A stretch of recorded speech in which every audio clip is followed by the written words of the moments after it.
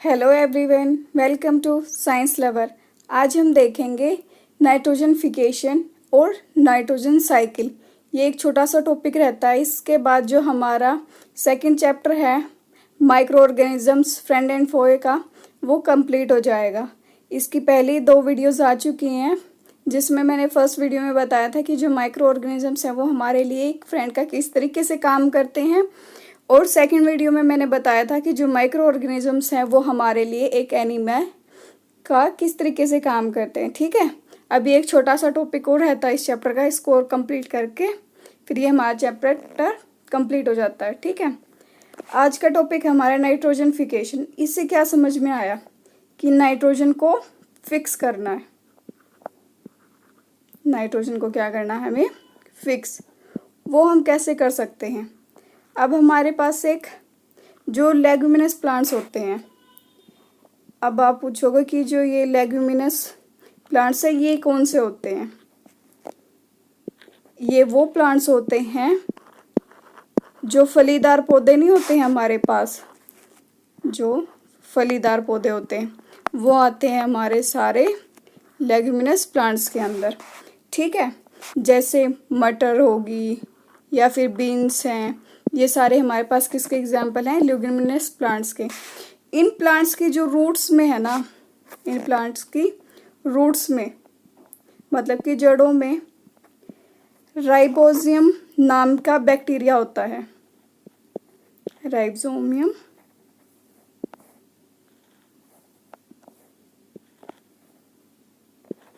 नाम का बैक्टीरिया होता है। ठीक है, ये बैक्टीरिया क्या करता है?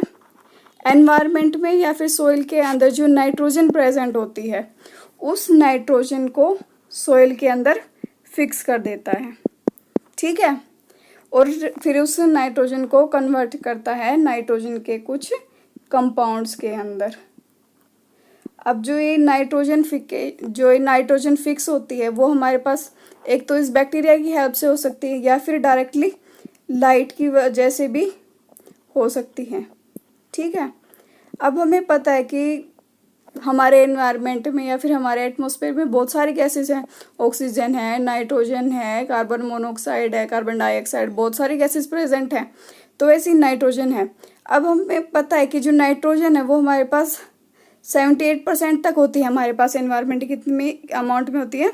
78% हमारे पास नाइट्रोजन प्रेजेंट है एटमॉस्फेयर के अंदर।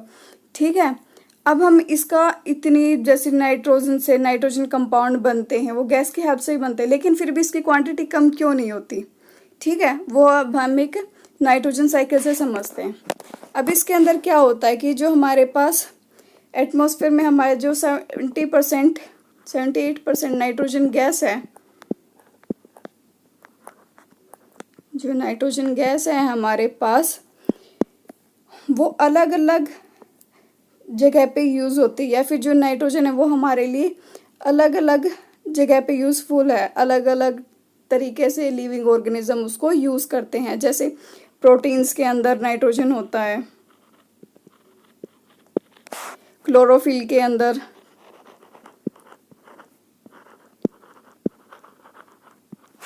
न्यूक्लिक एसिड्स हैं जितने भी हमारे पास,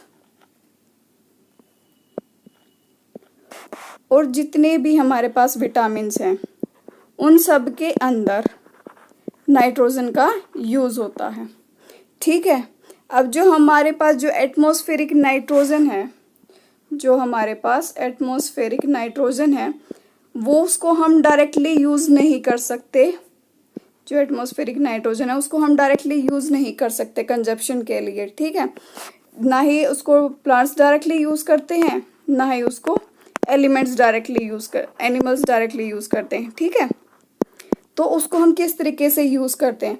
हमारे एनवायरनमेंट में कुछ ऐसे बैक्टीरियाज प्रेजेंट होते हैं जो उस एटमॉस्फेरिक नाइट्रोजन को, जो एटमॉस्फेरिक नाइट्रोजन है उसको कन्वर्ट कर देते हैं नाइट्रोजन के कुछ कंपाउंड्स के अंदर।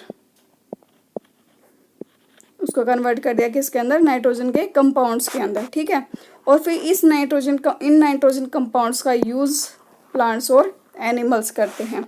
ठीक है, अलग अलग प्रोसेसेस के अंदर। एक बार अगर जो ये नाइट्रोजन है नाइट्रोजन कंपाउंड के अंदर कन्वर्ट हो गई, वो फिर हमारे पास अलग अलग कंपाउंड्स में हम उसको यूज़ करते हैं। ठीक है, अब हमारे पास जो ये नाइट्रोजन होगी, इसका फिर जो प्लांट्स हैं वो प्रोटीन्स के अंदर यूज़ करते हैं या फिर अलग अलग कंपाउंड्स बनाने के अंदर यूज़ करते हैं। ठीक है, अब इन प्लांट्स को जब एनिमल खाते हैं, जब प्लांट्स को एनिमल्स खाते हैं तो वो नाइट्रोजन के कंपाउंड किसके अंदर चले जाते हैं? एनिमल्स के अंदर।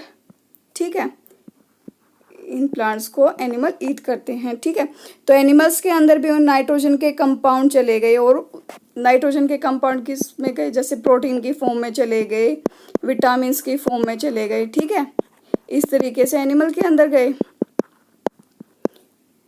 अब जब ये प्लांट या फिर ये एनिमल्स मर जाते हैं तो ये फिर से इनकी डेड बॉडी में से जो नाइट्रोजनस वेस्ट है, अब जब प्लांट्स को एनिमल ने खाया तो उसके अंदर नाइट्रोजन था, और जब ये एनिमल्स या फिर ये प्लांट मर जाएंगे तो उनके अंदर भी तो नाइट्रोजन होगी। तो जो ये नाइट्रोजन वेस्ट है ये फर्दर डिकम्पोज की जाती है हमारे पास नाइट्रोजन के जो ये नाइट्रोजन भी ने जो ये हमारे पास जो ये नाइट्रोजनस बेस है, जो ये नाइट्रोजन वेस्ट है वो फर्दर जो बैक्टीरियाज हैं उसको फर्दर नाइट्रोजन कंपाउंड के अंदर कन्वर्ट कर देंगे। ठीक है, और फिर कंपाउंड फिर से प्लांट उसको यूज़ करेंगे, प्लांट से फिर वो एनिमल्स के अंदर जाएगा। ऐसे ही हमारे पास ये प्रोसेस चलती रहती है। ठीक है, लेकिन कुछ ऐसे बैक्टीरियाज भी हैं जो ये हमारे पास नाइट्रोजन वेस्ट है इसको एक मिनट इसको रफ करते हैं। जो ये नाइट्रोजन वेस्ट है उसको कुछ बैक्टीरियाज सम बैक्टीरिया उसको कन्वर्ट कर देते हैं नाइट्रोजन गैस के अंदर,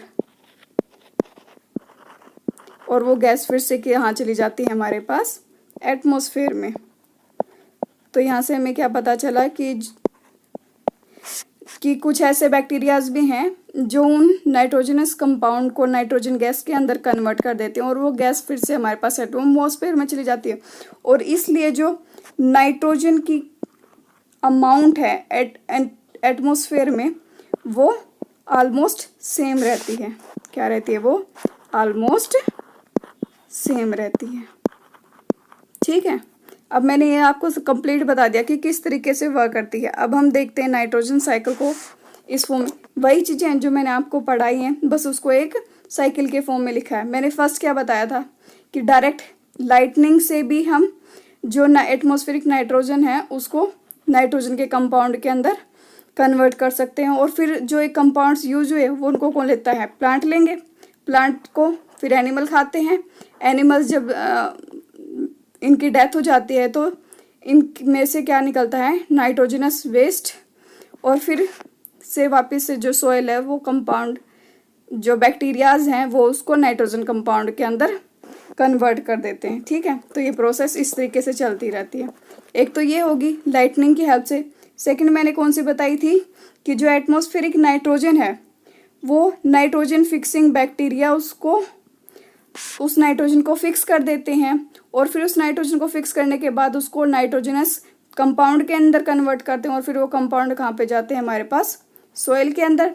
सोइल से वही प्लांट एब्जॉर्ब करेंगे रूट में से, और फिर उनको एनिमल खाते हैं प्लांट्स को, फिर वही डेथ होने के बाद नाइट्रोजन वेस्ट के अंदर कम हो जाते हैं। लेकिन कुछ ऐसे बैक्टीरियाज भी हैं जो उसको नाइट्रोजन गैस के अंदर कन्वर्ट कर देते हैं, और फिर ये गैस फिर से एटमॉस्फेयर में चली जाती है। ठीक है, तो ये था हमारे पास नाइट्रोजन साइकिल। अब हमारे पास इसके यहाँ पे ये चैप्टर कंप्लीट होता है माइक्रो ऑर्गेनिजम्स फ्रेंड एंड फोए का।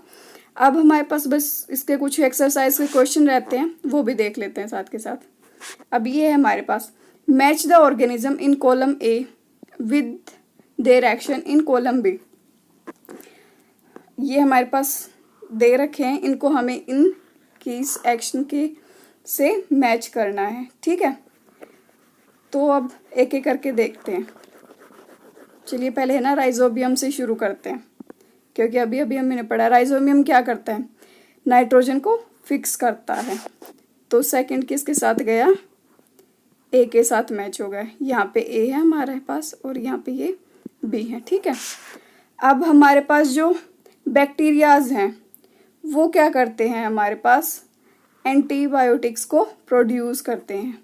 ठीक है, यीस्ट क्या करता है, यीस्ट का कहाँ पे काम आता है, ब्रेड बनाने के अंदर यीस्ट का हम यूज़ करते हैं। मैंने लास्ट टाइम में आपको बताया हुआ है। लैक्टोबैसिलम क्या होता है, अब जो फर्स्ट है वो हमारा किसके साथ गया, यहाँ पे लिख लेते हैं एक बार। जो फर्स्ट है वो गया हमारा जी के साथ, और जो फोर्थ है वो किसके साथ गया, हमारा सी के साथ। ठीक है, अब इसको एक बार करते हैं। अब जो हमारे पास ये है लैक्टोबैसिलस, ये क्या है, बैक्टीरियम है।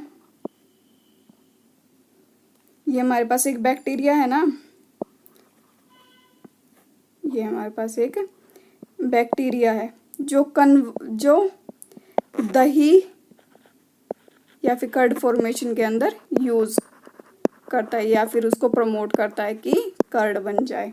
तो ये किसके साथ जाएगा, थर्ड वाला, सेटिंग ऑफ कर्ड। ठीक है, सो थर्ड किसके साथ गया, हमारा बी के साथ।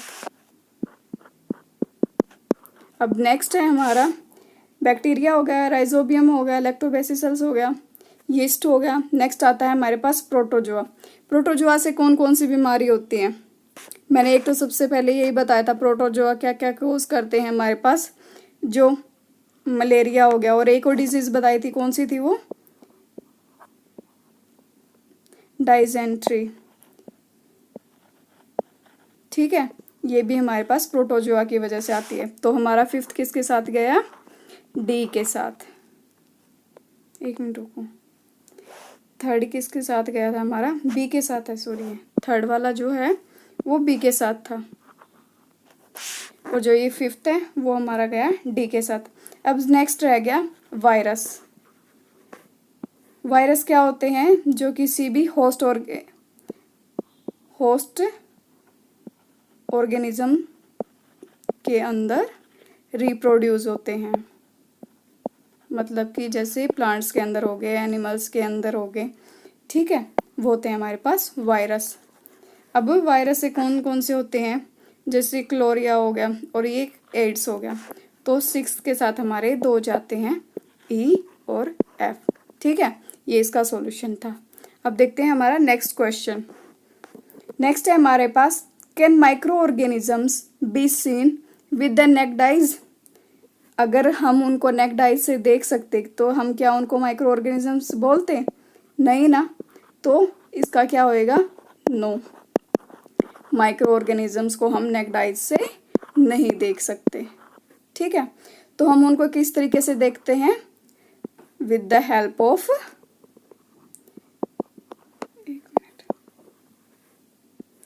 तो माइक्रो ऑर्गेनिजम्स को हम किस तरीके से देख सकते हैं, with the help of microscope,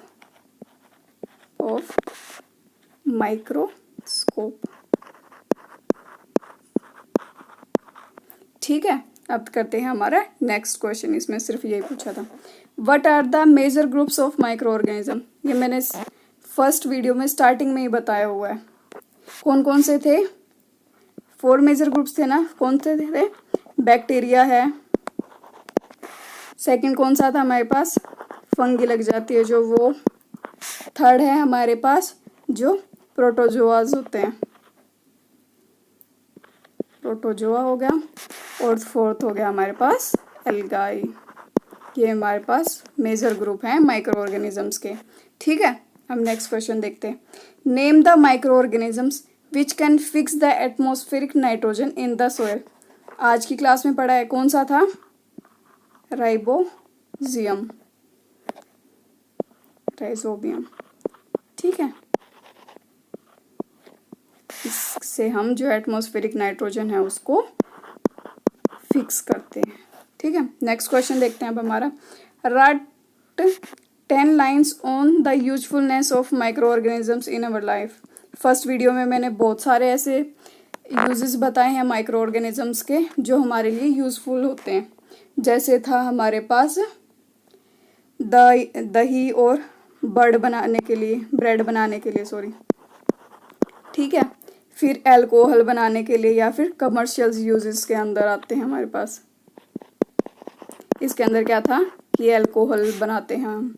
third कौन सा था हमारे पास, इसका हम यूज़ मेडिसिन्स बनाने के अंदर यूज़ करते हैं माइक्रो ऑर्गेनिजम्स का, तो मेडिकल यूज़ आए थे, मेडिसिनल यूजेस आए गए थे, ठीक है। एक और कौन सा था हमारे पास, वैक्सीन के अंदर, कि वैक्सीन कैसे काम करती है, इसके अंदर वो आ जाएगा। नेक्स्ट कौन से यूज़ थे हमारे पास, सोइल की फर्टिलिटी को इंक्रीज करने के लिए, सोइल फर्टिलिटी को इंक्रीज करने के लिए, ठीक है। और एक था हमारे पास एनवायरनमेंट को क्लीन करने के, क्लीनिंग ऑफ द एनवायरनमेंट। इनके बारे में थोड़ा थोड़ा लिख देना, तो ऐसे आपके 10 लाइन्स तो ऑब्वियसली हो ही जाएंगे, ठीक है। अब हमारा नेक्स्ट क्वेश्चन है, right A short paragraph on harmful effect of micro organisms. जो मैंने सेकंड वीडियो में बताई थी ना, इसका जो सेकंड पार्ट है आप वहाँ जाके देख सकते हो, मैंने डिटेल में कराया। जो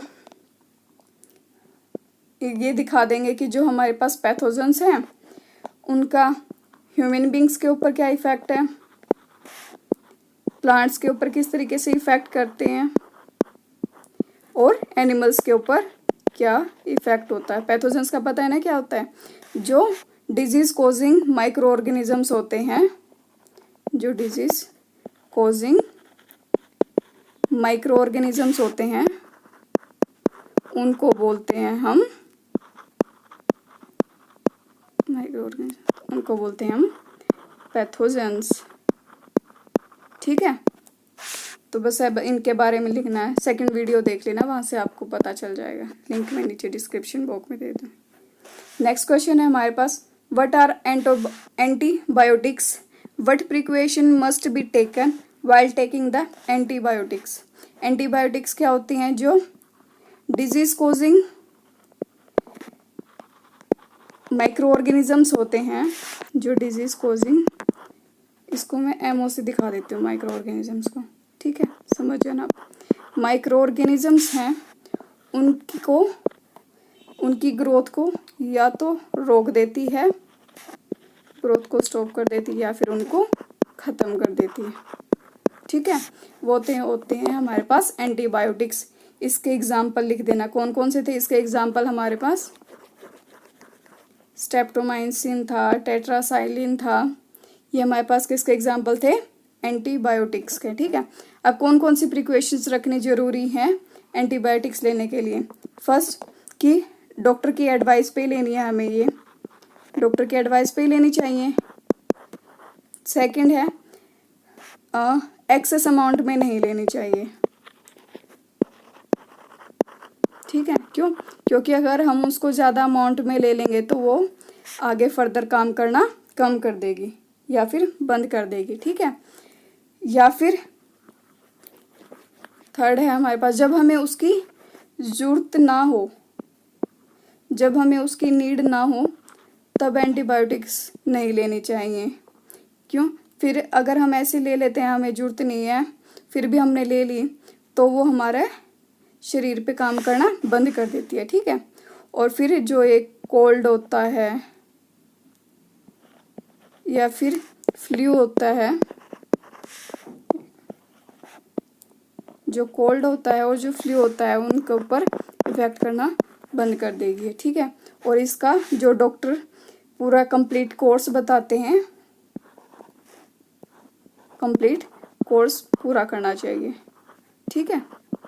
ये सारी चीज़ें आप इसके अंदर लिख देना पॉइंट टू पॉइंट बना के। बस ये हमारा चैप्टर यहाँ पे ख़त्म होता है। So thank you so much for watching this video. बाकी के 2 पार्ट्स का मैं लिस्ट का लिंक मैं नीचे डिस्क्रिप्शन बॉक्स में दे दूँगी। So thank you so much guys for watching this video.